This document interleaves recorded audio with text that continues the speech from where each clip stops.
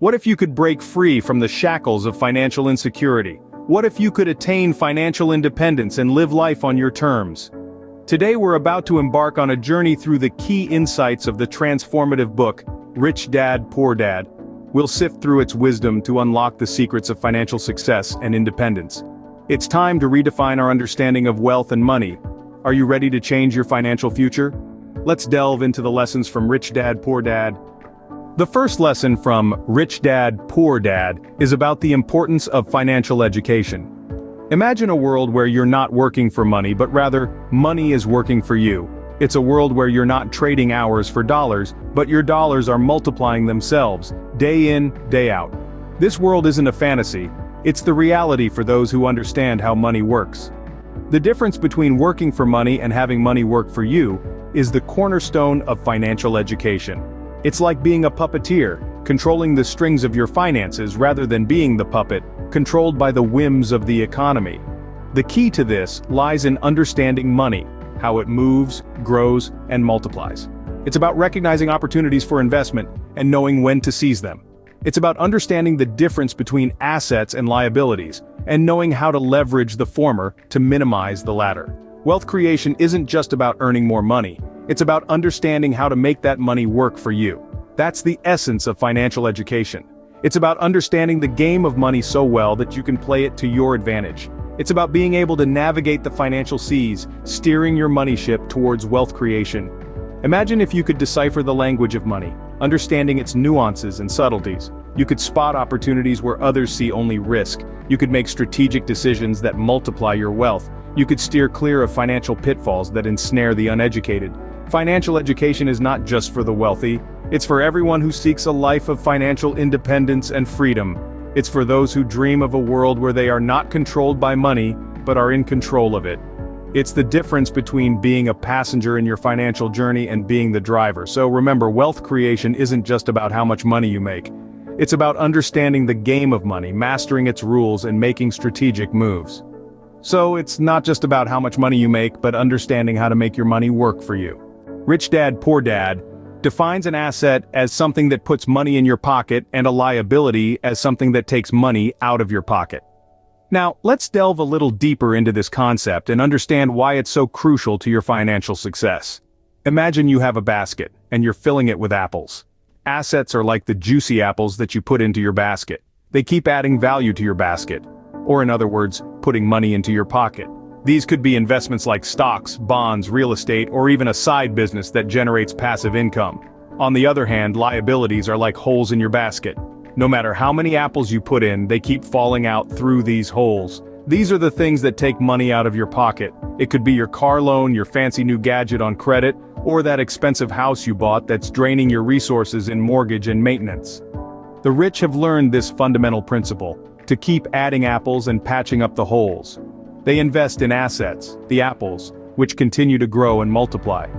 Their wealth keeps expanding as these assets generate income over and over. But here's where many stumble, especially the poor and the middle class. They confuse liabilities for assets. They buy that expensive car or house thinking it's an asset. But instead of putting money into their pocket, these purchases are like big holes in their basket, constantly draining their resources. So you see, it's not about how much money you make, it's about how much money you keep. And the key to keeping more money is to accumulate assets and minimize liabilities. This is not just about financial literacy, it's about financial wisdom. It's about understanding the difference between assets and liabilities, and making smart decisions that favor the former. To build wealth, we need to be like the rich, focusing on acquiring assets, those juicy apples, and diligently patching up the holes that are liabilities. We need to shift our mindset from earning to save to earning to invest. The key to wealth creation is to understand the difference between assets and liabilities, and to focus on acquiring assets. The rich focus on their asset columns while everyone else focuses on their income statements. This is a fundamental shift in perspective that separates the wealthy from the rest. It's not about how much money you make, it's about how much of it you keep and how effectively you allow it to work for you. In the world of finance, minding your own business is about focusing on your assets, those things that put money in your pocket. These can be investments, real estate, royalties from intellectual property, anything that brings you income apart from your regular job. You see, the misconception is that your job and your business are one and the same. But they're not. Your job is what you do for a living. It's your profession, your 9 to 5, the work you do to earn a paycheck. But your business, well, it's all about your asset column. It's about the money that keeps flowing into your bank account, even when you're not working. Now, this doesn't mean you should quit your day job and start buying properties left and right. No, it's about balance and strategic growth. It's about investing your income wisely, turning it into assets and gradually building your wealth.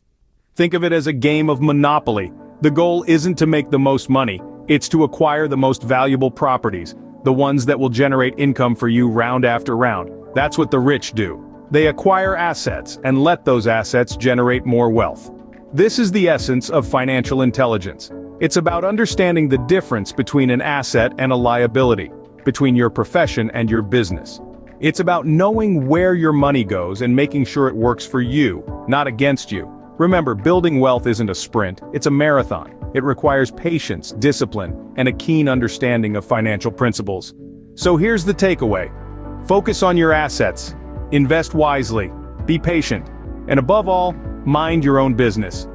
Always remember, your profession is your job, and your business is your asset column. Keep them separate.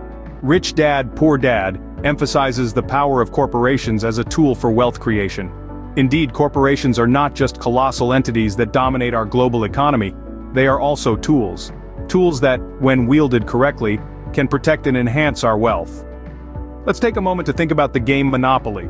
You don't win by simply passing go and collecting $200, no, you win by acquiring properties, building houses, and eventually upgrading to hotels. In essence, you're creating a corporation. In the real world, owning a corporation is akin to owning a golden goose, a source of income that keeps producing, even when you're not actively working. It's a shift from earning through labor to earning through assets, which is a crucial step towards financial independence. But what's so magical about corporations that make them such potent tools for wealth creation? Well, one word: benefits. Corporations enjoy a multitude of tax benefits that individuals do not. These benefits can significantly reduce the amount of money that goes out of your pocket and into the government's coffers. For instance, corporations are taxed after expenses, meaning they can deduct expenses like salaries, travel, and even entertainment before paying taxes. Additionally, corporations provide a layer of legal protection, shielding the owner's personal assets from the company's liabilities. This is important because it means that even if the corporation faces financial difficulties, the owner's personal wealth is safe. Another advantage of owning a corporation is the potential for capital growth. As the corporation grows and becomes more profitable, its value increases. This means that over time, the owner's initial investment can multiply many times over. So, owning a corporation is like having a sturdy shield and a sharp sword. The shield protects your wealth, the sword helps you grow it. In conclusion, the power of corporations is not to be underestimated. They provide a pathway to financial independence, offering a wealth of benefits that can protect and enhance your wealth. Corporations can be a powerful tool for wealth creation, offering numerous tax and financial benefits. The rich do not wait for opportunities to come to them, they create them. This statement may sound a bit perplexing at first, but let's delve into it. Imagine a world where money is not something you merely work for and earn, but something you invent. Yes, you heard it right. Invent.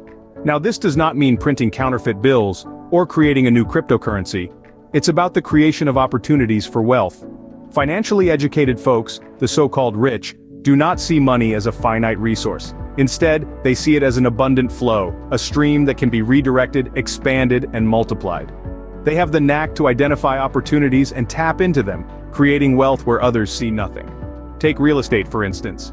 While most people see a dilapidated building as a liability, the financially educated see it as a potential asset. They envision the value that it could hold once renovated or repurposed, and take the leap, investing time, effort, and capital. The value they create is not just in the physical property, but in the wealth it generates over time. Or consider the stock market. The rich don't just buy stocks, they invest in businesses. They recognize the potential growth of a company and invest early, creating wealth as the company thrives. They are not merely betting on numbers, they are partaking in the company's journey, creating money along the way. This approach to money is not limited to big businesses or wealthy individuals. Anyone can invent money by developing a financially educated mindset. It's about seeing potential, taking calculated risks, and being proactive.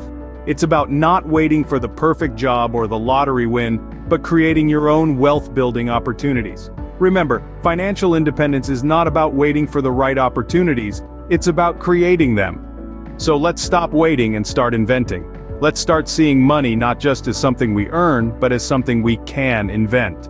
The wealthy work to learn and not to earn. This statement may seem counterintuitive at first, but it's a cornerstone of financial independence, a principle that's not taught in traditional educational systems. Let's dive deeper. Typical education prepares us for the workforce. We're taught to study hard, get good grades, and land a secure job. But often, this job-centric education stops at earning. It's about getting a paycheck, not about understanding the financial world around us. But the wealthy take a different approach. They prioritize learning over earning. They understand that skills and knowledge are the stepping stones to financial independence. They invest time and energy in learning about investments, taxes, and how money works. They're not just focused on making a living, they're focused on building a life. Think of it this way: when you work to earn, your income is tied to your time. There are only so many hours in a day, limiting how much you can make. But when you work to learn, you're acquiring skills and knowledge that can generate income independently of your time. You're setting yourself up for passive income that doesn't stop when you clock out. Moreover, working to learn means staying adaptable. In an ever-changing economic landscape, the ability to learn new skills is invaluable. It keeps you competitive, relevant, and resilient. It's not just about keeping up with the times, it's about staying ahead. Yet, this doesn't mean you have to quit your job and jump headfirst into the stock market or real estate. It's about adopting a learning mindset in whatever you do. Read books, attend seminars, find mentors, explore areas outside your field of expertise. The goal isn't to become a jack of all trades, but to develop a broad understanding of how the financial world operates. In summary, working to learn is about empowering yourself. It's about taking control of your financial future and not relying solely on a job for income. It's about understanding that your earning potential is not limited by your hourly wage, but by your willingness to learn and adapt. Never stop learning. The more you learn, the more you earn. The journey to financial independence is a marathon, not a sprint. It requires patience, dedication, and a willingness to learn and grow, much like the lessons we've explored today from the renowned book, Rich Dad, Poor Dad. Let's take a moment to recap key takeaways, the nuggets of wisdom that can help us navigate our financial marathon more effectively. We started with the foundation of it all, the importance of financial education. It's not just about counting coins and bills, but understanding the mechanics of money, knowing how to make it work for you instead of the other way around. We then delved into the concept of assets and liabilities. Remember, an asset is something that puts money into your pocket, while a liability takes money out of it. To become financially independent, our goal should be to accumulate assets and minimize liabilities. Next, we talked about the importance of minding your own business. It's not about ignoring the world around you, rather focusing on your financial affairs. Invest in your financial future, create your own assets, and build your own wealth. The power of corporations was our next stop. A tool often used by the rich to protect and grow their wealth, corporations offer numerous benefits, such as tax advantages and liability protection. It's like having a shield and sword in the financial battlefield. From there, we moved on to the concept that the rich invent money. This doesn't mean printing your own currency, but rather creating opportunities for wealth. It's about thinking the box, finding gaps in the market, and capitalizing on them. Lastly, we emphasize the idea of working to learn, not to earn. It's about gaining skills and knowledge that can help you create wealth, rather than just working for a paycheck. The true value of a job is not the salary, but the education and experience it provides. These are the principles that can guide us on the road to financial independence. It's a journey filled with challenges and opportunities, with setbacks and victories. But remember, it's not a sprint, but a marathon. So, equip yourself with the right knowledge, surround yourself with assets, mind your own business, harness the power of corporations, invent your own money, and work to learn. These are the stepping stones on your path to wealth. Remember, the road to wealth starts with financial education. Start your journey today. If you found this video insightful and want to join us on this exciting financial journey, Please like this video and subscribe to our YouTube channel, Insightful Inklings. Your support means the world to us, and it's what allows us to continue providing you with valuable content. Let's take this journey together.